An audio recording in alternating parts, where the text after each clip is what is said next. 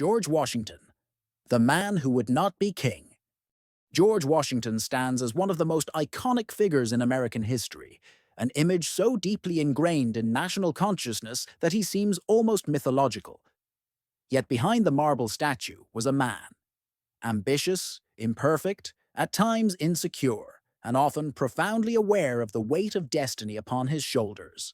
His life was not simply the tale of a revolution and a presidency. It was the story of a man caught between personal ambition and public virtue, between the old world and the new republic he helped forge. The early years. From the Virginia frontier. George Washington was born on February the 22nd, 1732, in Westmoreland County, Virginia, to Augustine and Mary Ball Washington.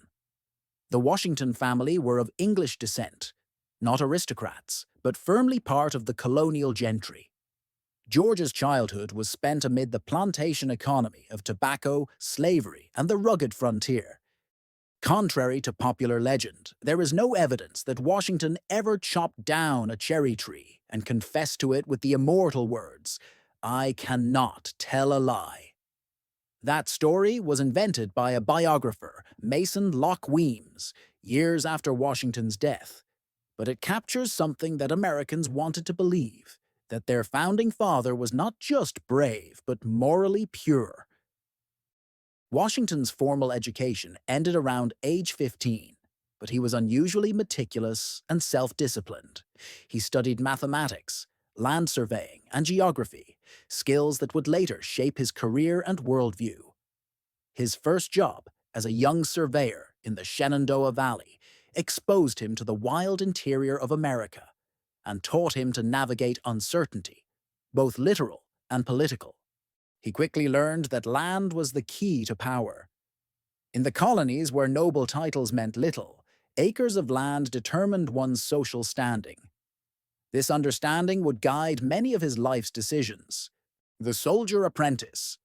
At age 20, Washington sought a military appointment in the British colonial forces. When the French and Indian War broke out in 1754, he finally got his chance. As a young major, Washington led a small expedition to confront the French near present-day Pittsburgh. It was there, in the backwoods of Pennsylvania, that the first shots of a global conflict were fired, shots that some historians call the true beginning of the 7 Years' War. Washington's early military career was marked by both bravery and blunders. At Fort Necessity, his small force was surrounded by French and Native American troops. Forced to surrender, he unknowingly signed a document, written in French, admitting to the assassination of a French officer, a diplomatic disaster. Yet the defeat did not destroy him.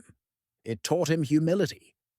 When he later served under British General Edward Braddock, he witnessed how arrogance and rigid tactics could destroy an army. Braddock's defeat and death left Washington temporarily commanding the remnants of the force, earning him a reputation for calm under fire. A near-mystical legend grew from this battle. Native warriors supposedly claimed that Washington was protected by the Great Spirit, as bullets passed through his coat and hat but left him unharmed. The story would become part of his growing mythos, the man whom Providence would not allow to die. Mount Vernon and the gentleman farmer. After the war, Washington returned home and married Martha Dandridge Custis, a wealthy widow with 2 children. Their marriage was a partnership built on mutual respect, economic sense, and shared social ambitions.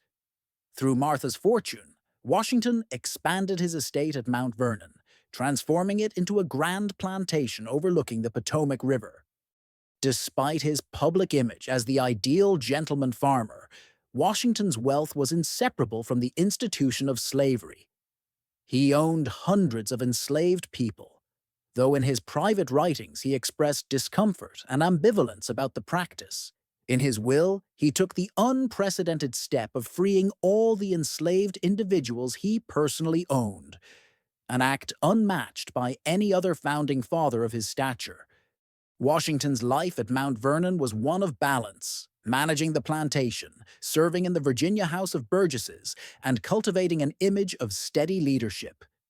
He was not a fiery orator like Patrick Henry, nor a political philosopher like Jefferson. His power lay in dignity, silence, and presence. The reluctant revolutionary. By the 1760s, the relationship between Britain and its colonies had begun to deteriorate. Washington, like many Virginians, initially opposed radical rebellion. He considered himself a loyal British subject and a man of order. But British policies, especially the Stamp Act and taxes without representation, gradually shifted his loyalty toward the colonial cause. He once remarked, "I wish from my soul that the Congress may adopt the most speedy and effectual measures to secure our rights." When the Continental Congress convened in 1774, Washington attended as a delegate dressed in full military uniform, a subtle signal that he was ready for action.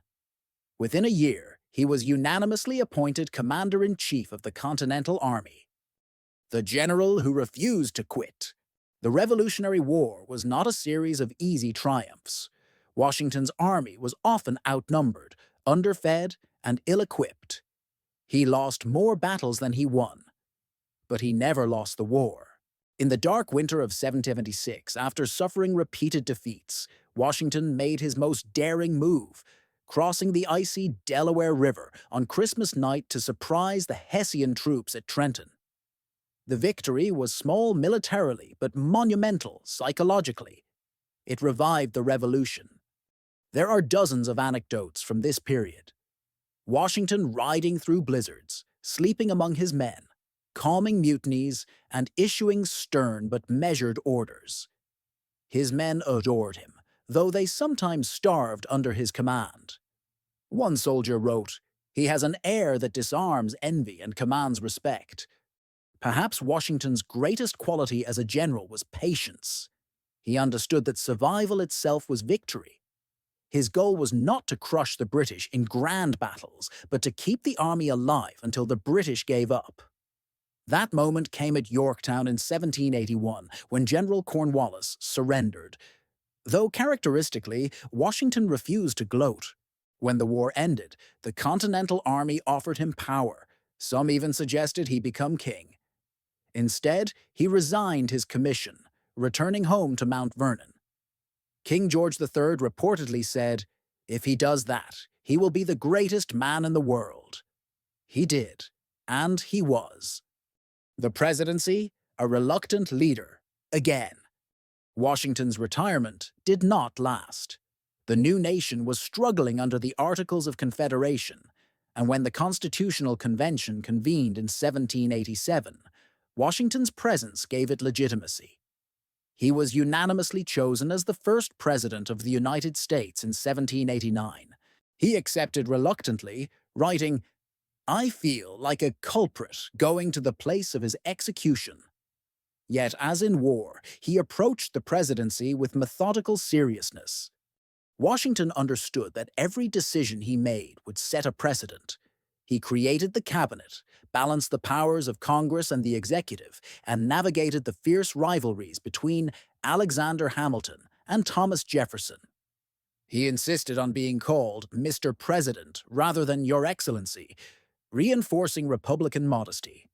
His domestic policies focused on stabilizing the young economy, maintaining neutrality in foreign conflicts, and ensuring that the fragile Union held together. His farewell address warned against political factions and foreign entanglements, warnings that would echo through centuries of American politics. He stepped down voluntarily after 2 terms, setting a model of peaceful transfer of power that would define the presidency thereafter. Curiosities and lesser-known facts. False teeth. Myth. Washington's famous dentures were not made of wood. They were crafted from ivory, gold, lead, and even the teeth of enslaved people. His chronic dental pain affected his speech and confidence throughout his life. Whiskey entrepreneur. After leaving the presidency, Washington built one of the largest whiskey distilleries in America at Mount Vernon. It was an odd irony, given that he had earlier suppressed the Whiskey Rebellion as president, a reluctant celebrity. He disliked public adoration and detested being painted, yet more portraits exist of Washington than any other American figure of his era. Artists often exaggerated his posture and serenity to enhance the mythology. Animal lover. Washington had a soft spot for dogs and bred hounds at Mount Vernon. He gave them whimsical names like Sweet Lips, Drunkard, and Tipsy. Conspiracy theories and mystical myths. Washington's legend attracted its share of myths and conspiracies, especially in the centuries following his death. One persistent theory claims that Washington was a high-ranking Freemason who embedded Masonic symbols into the very design of the U.S. Capitol. While it's true he was a Mason, initiated in Fredericksburg, Virginia, in 1752, there is little proof he used the fraternity to manipulate politics. Still, conspiracy enthusiasts point to the Great Seal, the street layout of Washington, D.C., and even the unfinished pyramid with the eye as evidence of secret Masonic influence. Another myth claims that Washington was divinely chosen, that he experienced visions of America's future. A famous apocryphal tale, The Vision of Washington at Valley Forge, describes an angel showing him three great perils that the nation would face: the Revolution, the Civil War, and a future global conflict. The story likely originated in 19th century patriotic fiction, yet it became embedded in American folklore. Then there are whispers that Washington's death in 1799 was suspicious. He died suddenly after a throat infection worsened, and doctors repeatedly bled him, a common medical practice at the time. Conspiracy-minded historians suggest he may have been bled to death by overzealous physicians or even intentionally poisoned to prevent his return to power. There's no credible evidence, but it reveals how myth and paranoia swirl around national icons. Some Freemasonic texts even portray Washington as a kind of American Moses, leading his people to freedom but barred from entering the Promised Land himself. A poetic image reinforced by his choice to step down before enjoying the fruits of his leadership. Washington's character, the paradox of power. What makes Washington truly fascinating is his relationship with power. He desired it, yet feared it. He led armies but distrusted militarism. He accepted the presidency, but twice gave it up voluntarily. He was proud, even vain. He obsessed over his image, his uniforms, and the preservation of dignity. Yet he also embodied restraint. In an age of ambition, Washington's self-control was revolutionary. He was not a man of grand words. His speeches were often formal, dry, and cautious. But when he acted, he did so decisively. His authority came from presence, not persuasion. One contemporary said, "When Washington looked at you, it was like looking at the sun. You could not long bear the brightness." Death and legacy. On December 12, 1799, Washington inspected his plantation on horseback in freezing rain. He returned with a sore throat, which worsened overnight. Physicians arrived and bled him several times, draining nearly half his blood. By the evening of December 14th, he whispered, "I die hard, but I am not afraid to go." His death shocked the young nation. Bells tolled in every city. Men wept openly. Congress entered mourning, and his image began its transformation from man to myth. In the years that followed, Washington's name became synonymous with virtue, leadership, and the American experiment itself. His portrait appeared on currency, schools, and towns. The new capital, Washington, D.C., was named in his honor. But perhaps the most remarkable part of his legacy is what he refused to do. He refused kingship, refused dictatorship, refused to cling to power. That refusal became the bedrock of the American presidency, the eternal symbol. Over time, Washington became more than a historical figure. He became an idea. To some, he symbolizes unyielding integrity. To others, the contradictions of early America, a slaveholder who spoke of liberty. Modern historians see in him both greatness and moral complexity. Washington was aware of the paradox even in his own time. "We have probably had too good an opinion of human nature," he once wrote, acknowledging that the Republic would always be fragile. He was no saint, but he possessed something rarer, a sense of proportion. He believed that greatness required restraint and that true power came from knowing when to let go. Curious epilogue. The third burial. When Washington died, his body was placed in the family vault at Mount Vernon. In 1837, it was moved to a new marble tomb nearby. However, rumors persist that the body now displayed there may not be his. Some claim that during the relocation, his remains were misplaced, or even stolen by relic hunters. Mount Vernon denies it, of course, but the myth lingers. Another eerie story tells that Washington's ghost has been seen riding through the misty grounds of Mount Vernon at dawn, inspecting his estate as he once did.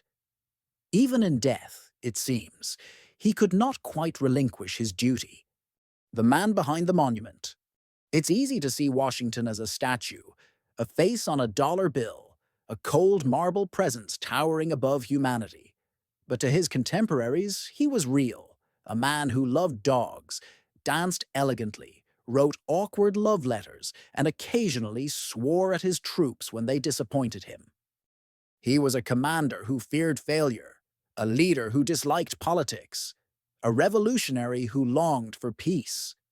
His greatness did not come from brilliance or charisma, but from character, from the ability to hold himself to the same standard he demanded of a nation. Washington once said, "Human happiness and moral duty are inseparably connected."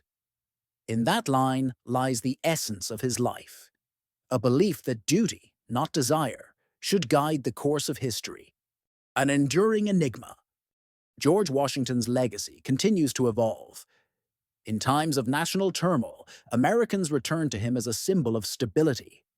Yet he also represents the contradictions at the heart of the Republic: freedom born from oppression, virtue entwined with compromise. Perhaps that is why his story endures. He is both myth and man, light and shadow, hero and human. And in that balance lies the secret of his power. 2 centuries later, we still look to him not just for what he did, but for what he refused to do: to seize a crown, to wield unchecked power, to place himself above the law. In the end, George Washington gave the world something more valuable than victory or independence. He gave it an example,